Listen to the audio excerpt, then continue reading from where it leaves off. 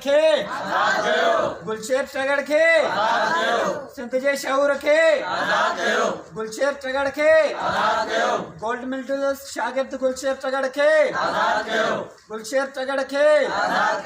अस्सलाम वालेकुम नाज़रीन, हवाले सिरा HR JDO न्यूज़ यहाँ वज़ीर उंडड़ मटियारी मां ख़बर शामिल कयूं था। शरीफ विगियो जी मटियारी लॻ ॻोठ शरीफ टगर जे गुलशेर टगर जे आज़ादी लाइ एहतजाज। 32 ॾींहं खां खंबे गुम कयल गुलशेर टगर जे बाज़ियाबीअ लाइ मटियारी लॻ ॻोठ साग टगर में एहतजाज कयो वियो। कराची खां खंबियल गोल्ड मेडलिस्ट गुलशेर जे बाज़ियाबीअ लाइ सिकंदर टगर, शहजाद टगर, जलाल टगर, मौला बख्श, जुम्मन मियां बख्श ऐं ॿियनि जे अॻवानी में एहतजाज रिकॉर्ड करायो। मुज़ाहिरो कंदड़ नौजवान चयो त गुलशेर जे गुमशुदगीअ खे 32 महीननि खां वधीक अरसो गुज़री वियो आहे, पर हिन वक़्त ताईं संदन को बि ॾस पतो नाहे पइजी सघियो। हिननि चयो त सिंध जे ज़हीन शागिर्द खे मुसलसल गुम करणु किथां जो इंसाफ़ आहे। जेकॾहिं मथस केस आहिनि त अदालत में पेश कयो वञे, ॿी सूरत में आज़ादु कयो वञे। हिननि चयो त गुलशेर जे वापसीअ लाइ मुसलसल एहतजाज, अपीलुनि ऐं दरख़्वास्तुनि बावजूदु केरु ॿुधण वारो न आहे। गुलशेर खे फौरी तौरु आज़ादु करे माइटनि में पकड़ियल बेचैनी ख़तमु कई वञे। HR JDO न्यूज़ में फ़िलहालु एतिरो ई। वधीक ख़बरनि अपडेट्स लाइ ॾिसंदा रहो HR JDO न्यूज़।